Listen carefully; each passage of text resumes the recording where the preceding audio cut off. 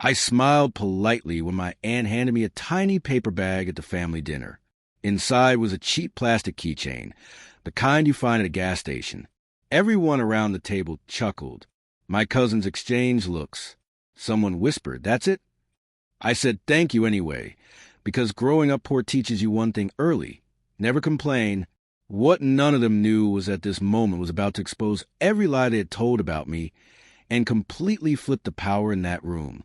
My Aunt Linda had always been the successful one.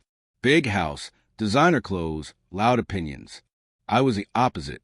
The kid who dropped out of college, worked random jobs, and moved from couch to couch. For years, family gatherings felt like courtrooms where I was always on trial. Still figuring life out? They'd ask with fake smiles.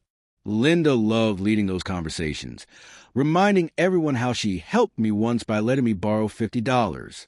So when she gave me that keychain, the laughter felt intentional. "I thought it suited you," she said, sipping her wine. Simple. Practical. "You lose keys a lot, don't you?" More laughter. My face burned, but I stayed quiet. I had learned silence was my best armor. Dinner went on. Stories about investments, vacations, promotions. No one asked about me, and I didn't offer anything. After dessert, Linda tapped her glass. "Before everyone leaves," she said, "I want to say something." She looked straight at me. "This gift might seem small, but it's about humility, something you need." That's when she stood up and walked toward me. She reached into her purse and pulled out an envelope. Thick, white, heavy. "I didn't want to embarrass you earlier," she said loudly enough for the whole table. "But the keychain, it's not the real gift." The room went silent. She placed the envelope in my hands. Inside were documents, deeds, floor plans, my name printed clearly across the top. A penthouse, downtown, valued at $12 million. Someone gasped. A glass shattered. My cousin's jaw literally dropped. Linda smiled, but it wasn't the smug smile I knew. It was nervous.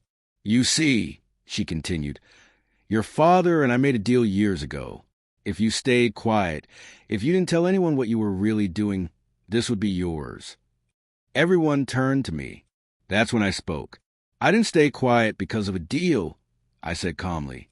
"I stayed quiet because none of you deserve to know." I looked around the table.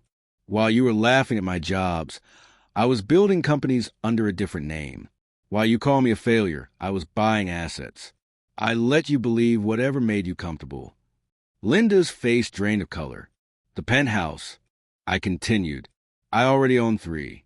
This one is yours." I slid the envelope back to her. "I thanked you for the keychain because it showed me exactly how small you still think. Money doesn't fix that." No one laughed now.